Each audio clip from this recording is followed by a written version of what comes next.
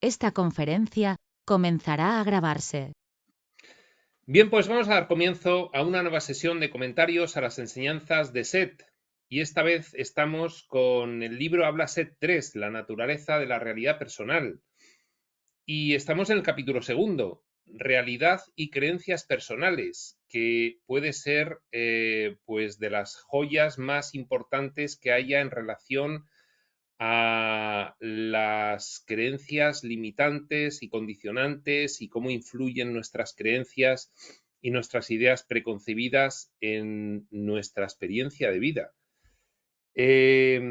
Habíamos terminado en la pasada sesión la sesión 615 de Seth Jane con Rob y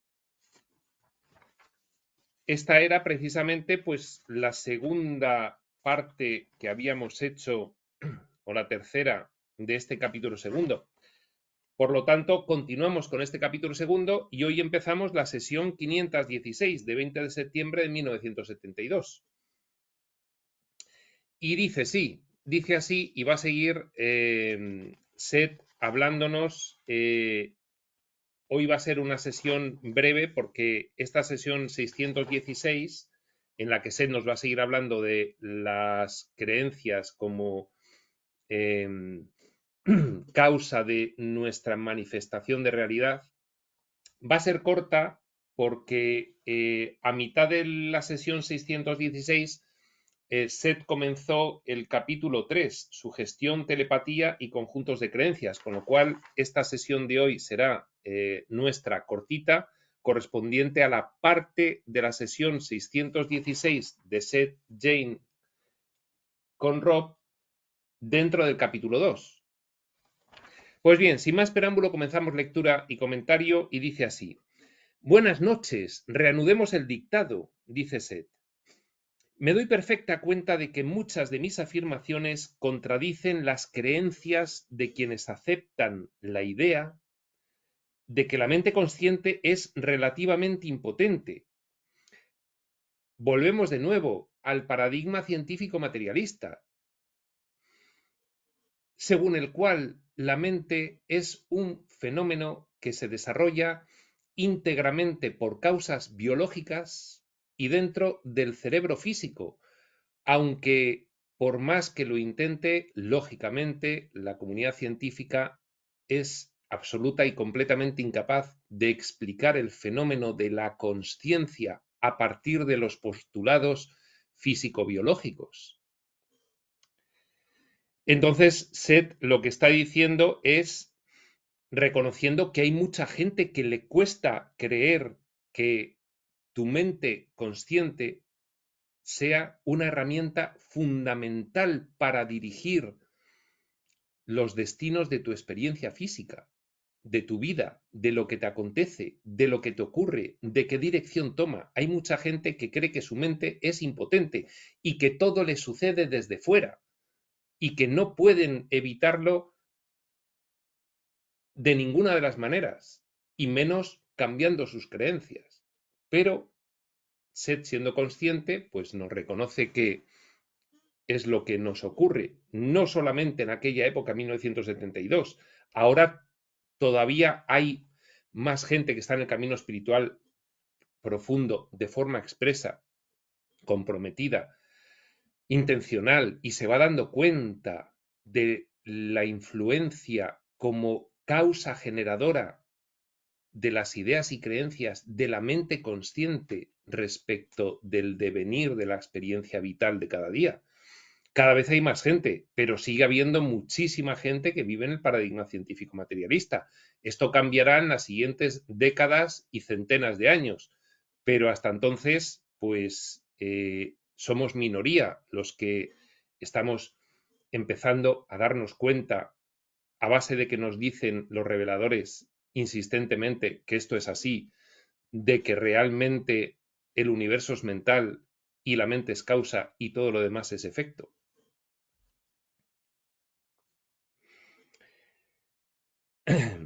Repetimos y seguimos. Me doy perfecta cuenta de que muchas de mis afirmaciones contradicen las creencias de quienes aceptan la idea de que la mente consciente es relativamente impotente y que las respuestas a los problemas yacen ocultas. Evidentemente, la mente consciente es un fenómeno, no una cosa. La cosa como cosa sería estática. No, es un fenómeno, es un proceso, es dinámica. Está en constante cambio, expansión y creación o contracción, expansión o contracción. Habrá etapas colectivas de la humanidad en las cuales se produzca una fuerte contracción de la naturaleza y espontaneidad naturales del funcionamiento de la mente debido a unas creencias muy intensamente limitantes y condicionantes, debido a los programas que se van estableciendo a partir de la cultura, de la radio, de la comunicación, de las noticias, de la televisión, de la educación, de la ciencia, etcétera, etcétera. Evidentemente la mente consciente es un fenómeno, no una cosa, y constantemente está cambiando. El ego puede hacer que dirija su atención hacia infinitas direcciones. La mente puede observar la realidad exterior o volverse hacia el interior y observar sus propios contenidos. El ego puede hacer que la mente esté estrictamente enfocada en lo exterior, es lo predominante en el mundo ahora mismo, o el ego también puede decidir que se vuelva al interior, lo que hacemos los estudiantes de espiritualidad. Daos cuenta de una cosa, el ego es aquella parte de la conciencia que actúa de interfaz con la experiencia física, es nuestra ventana a la experiencia física. Por eso el ego en sí no es malo. Como dice Ranta, lo que es profundamente perturbador y limitante es el ego alterado, el ego programado por una serie de creencias colectivas muy limitantes y condicionantes. Pero el ego es una herramienta para que nosotros vivamos la experiencia física. Es la consciencia de personaje, es la mentecita material. No hay que ir a eliminarlo o extinguirlo, hay que domarlo, hay que saber qué es lo que hace, tenerle perfectamente calado, conocido y comprendido, y no dejarse llevar por sus devaneos. Sus devaneos. Como dice Seth, la mente puede observar la realidad exterior porque el ego dirige la atención hacia esa dirección o hacia la realidad interior, como hacemos los estudiantes de espiritualidad. Existen graduaciones y fluctuaciones dentro del ámbito de su actividad, de la mente consciente. Como es un fenómeno dinámico, fluctúa, claro. Y eso ya nos lo ha explicado Seth en Habla Seth 2. Podemos estar leyendo un libro totalmente concentrados de forma que no percibimos nada más externo a nosotros, o podemos estar en una actitud bastante más relajada, abierta y observadora generalizada de todo lo que está aconteciendo alrededor. Por ejemplo, existen graduaciones y fluctuaciones dentro del ámbito de su actividad, de la mente consciente, y es mucho más flexible de lo que suponéis. Pero el ego puede limitarse a utilizar la mente consciente para percibir las realidades externas o internas que coincidan con sus creencias, desdeñando lo demás. No, no, no, no, no. A mí todo lo que se me salga de mis 4 creencias básicas fuera. Es que ni lo considero, no le hago ningún caso ni le presto ninguna atención, ya sea externo o interno. No es que ciertas respuestas sean difícilmente accesibles, sino que soléis fijaros un curso de acción en el que creéis y os negáis a abriros a cualquier información que pueda contradecir vuestras creencias. No, no, no, no, a mí no me hables de esto. Yo solo escucho estas cosas. Eso son tonterías. No es que no las hayas oído y que no estén a tu alcance si tú decides dirigir al ego, pues por ejemplo, hacia las realidades internas. Es que directamente no les haces caso. Estos son unos volados, los de la espiritualidad, son unos locos y están fuera de la realidad y no tienen nada de científicos y no sé qué, no sé cuántos. Punto y final, ya está. El ego es el que dirige, el que admite o rechaza ideas. Todas llegan a la mente consciente, pero luego puede hacerles caso o no. Si estáis enfermos, por ejemplo, existe una razón para ello. Para recuperaros por completo, sin recaídas, debéis descubrir la razón.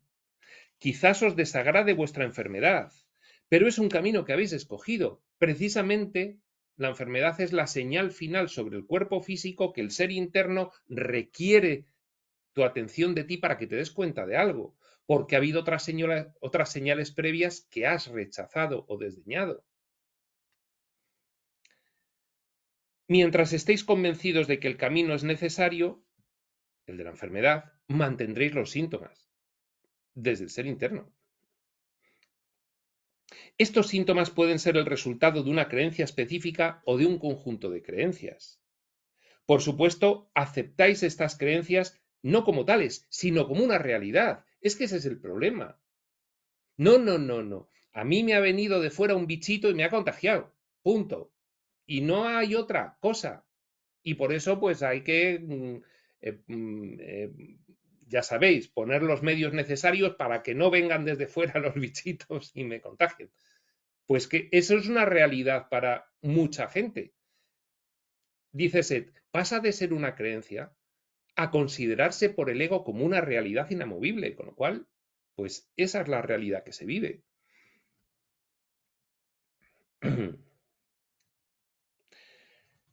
Una vez que comprendéis que sois vosotros los que dais forma a vuestra realidad, debéis empezar a examinar estas creencias, permitiendo que la mente consciente examine libremente sus contenidos. No es fácil cuando estás sometido al encadenamiento férreo de una creencia histórica, cultural, tuya, de familia, de siempre. No es fácil admitir libremente, examinar esa creencia.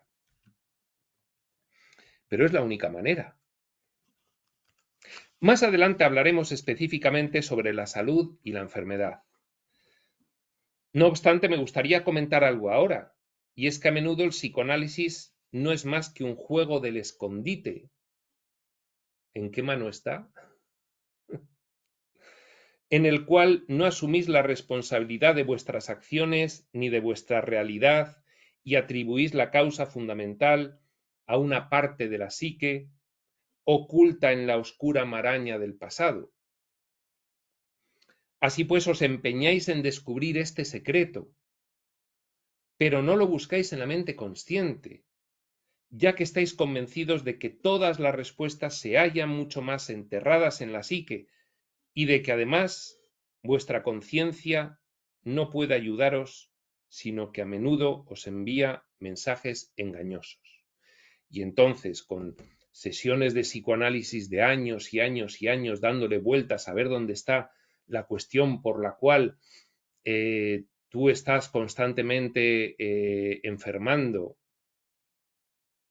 y resulta que está aquí al lado, pero tú estás mirando, escarbando en un sitio y en otro, a ver si descubres por ahí, pero si está aquí, si está aquí. Estás jugando al escondite, no me ves, ya no me ves, y tú escarbando en el pasado y en las vivencias y no sé qué. Este es un caso en concreto en el que la cuestión se resuelve mucho más fácilmente examinando las creencias conscientes.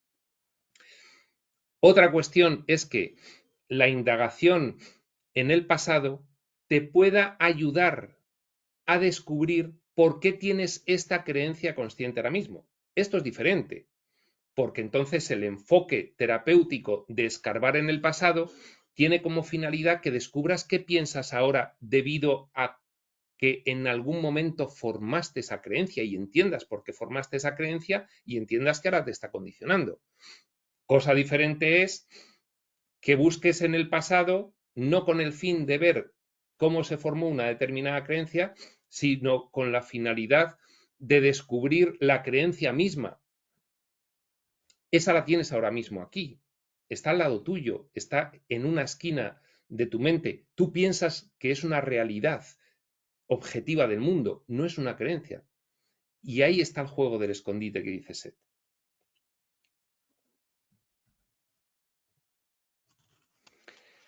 Si conseguís cambiar vuestras creencias en ese marco de autoengaño, utilizáis como catalizador cualquier suceso oportuno olvidado del pasado. Cualquiera puede servir. Bien dirigida una terapia hacia el pasado es efectiva.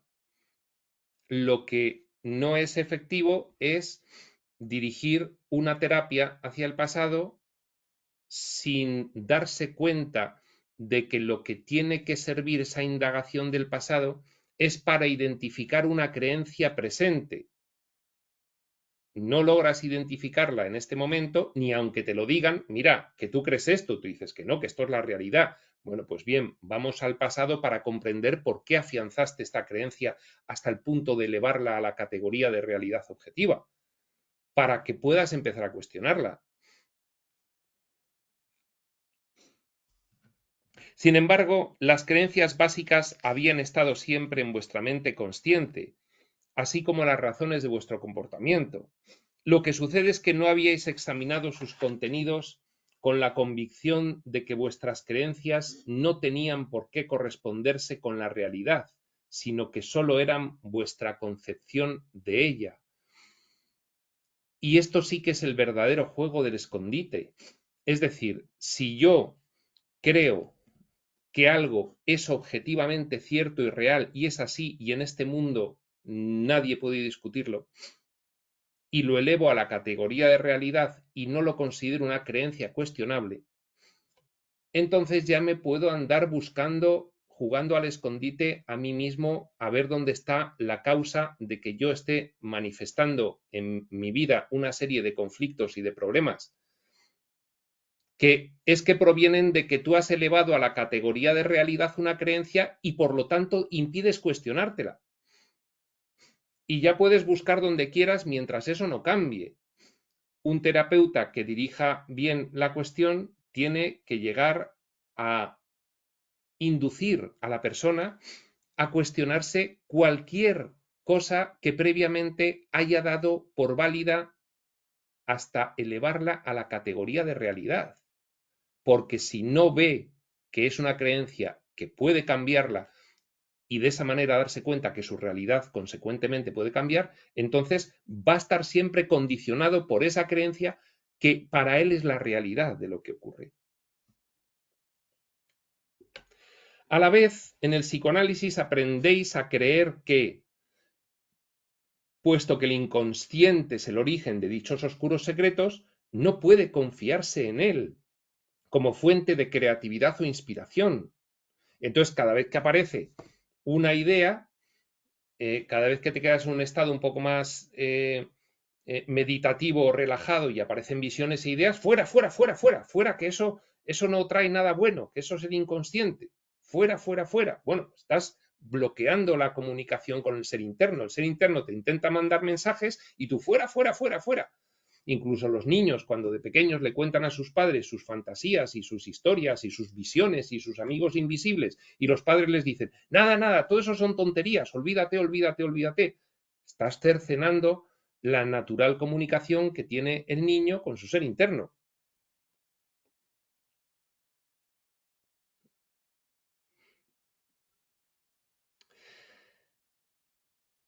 Repetimos y seguimos. A la vez, en el psicoanálisis aprendéis a creer que, puesto que el inconsciente es el origen de dichos oscuros secretos, no puede confiarse en él como fuente de creatividad o inspiración, y así desecháis la ayuda que las partes internas del ser podrían dar a vuestra consciencia. Normalmente, cuando examináis vuestra mente consciente, lo hacéis observando a través de vuestras propias creencias estructuradas. Es decir, yo examino mi sistema de creencias a partir de mi sistema de creencias, con lo cual no cuestiono nada. Ya lo he examinado. No he visto ninguna creencia. Todos son realidades que tengo absolutamente tasadas en mí. Bueno, pues efectivamente, esta es la problemática. El conocimiento de que vuestras creencias no se corresponden necesariamente con la realidad os permitirá ser conscientes de toda la información que tenéis conscientemente disponible. Claro, claro. Si bajamos algunas creencias para nosotros esenciales, con las cuales además nos hemos identificado, de la categoría de realidad objetiva a la categoría de posibilidad cuestionable, entonces empezamos a abrir la mente y a escuchar otras cosas y a pensar por nosotros mismos, aunque fulanito diga lo contrario. Y entonces, dice Seth, nos permitirá ser conscientes de toda la información que tenemos conscientemente disponible, que no es poca, que no es poca. No sugiero que examinéis vuestros pensamientos con tanta frecuencia y con tal energía que os interpongáis en ese proceso. Pasas todo el día examinando tus pensamientos y al final no vives, no haces otra cosa que examinar. Pero no seréis plenamente conscientes hasta que no conozcáis los contenidos de vuestra mente consciente. No seréis plenamente conscientes, esto es una afirmación de perogrullo, hasta que no se examinéis completamente y hasta sus últimas consecuencias esos contenidos. Tienes muchos contenidos en la mente consciente, pero algunos los consideras en la categoría de realidad y ni te los planteas. Pues es que no eres consciente de que los tienes. Tú crees que es la realidad y punto. No crees que sean contenidos que están condicionando tu experiencia vital porque los has elevado a categoría de realidad. Claro. E insisto en el hecho de que la mente consciente está capacitada para recibir información tanto del ser interior como del universo exterior. Claro, niegas toda la información del interior, niegas la intuición, niegas la inspiración, niegas la visualización, solo ves lo externo. Porque hay en ti una creencia que es, lo interno no tiene ningún valor. Y esa creencia la has elevado a categoría de realidad. Paradigma científico materialista. Con lo cual, no puedes examinarlo.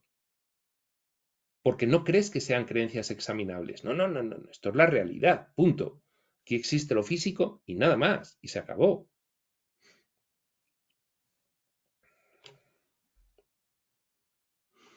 Tampoco sugiero que inhibáis los pensamientos o los sentimientos.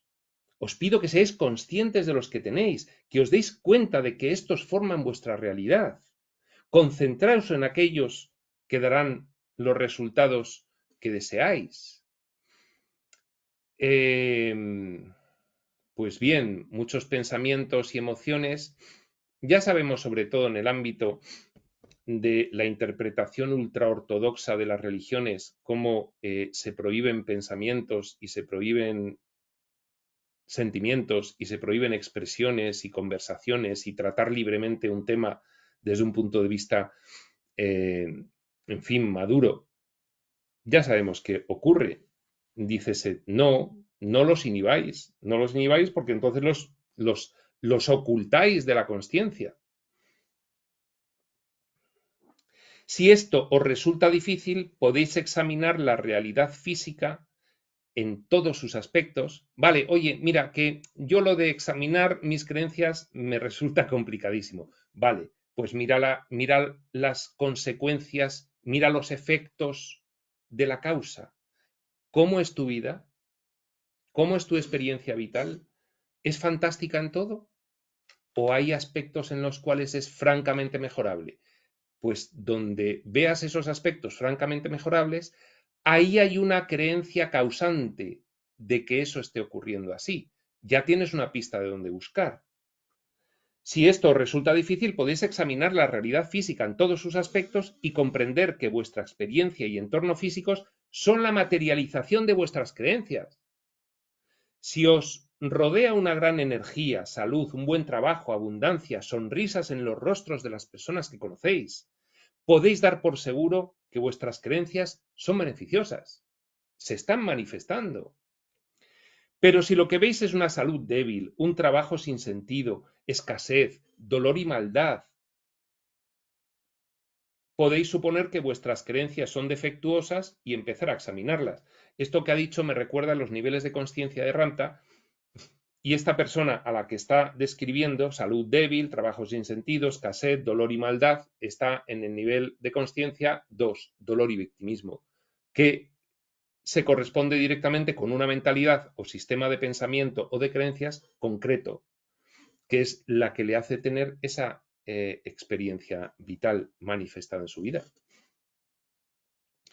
Más adelante comentaremos la naturaleza de la realidad colectiva. Ha estado comentando lo individual, pero lo colectivo es muy parecido, es la agregación de lo individual. Tiene otros aspectos y otros matices de comprensión, pero la mecánica es la misma, es agregación de creencias. De hecho, pues bien, últimamente nos dicen los reveladores muy contemporáneos, los reveladores no siempre tienen que ser extrafísicos, pueden ser físicos, lo que sí pueden ser es extraplanetarios, y nos dicen que no nos damos cuenta del pedazo de Matrix, programa mental limitante condicionante que tenemos montado aquí en la Tierra.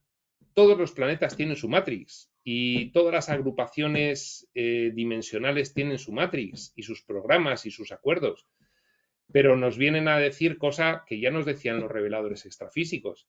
Es que en la Tierra tenéis unos programas brutales, brutales, y eso es el programa de creencias limitantes y condicionantes colectivo que tiene intercambio con la individualidad y que genera una experiencia colectiva. Ahora, miremos al mundo a ver qué le ocurre, miremos a la historia de la humanidad, pues ahí veremos el reflejo de los sistemas de creencias individuales y los colectivos agregados que forman esa gran matrix o programa asfixiante aquí en la Tierra.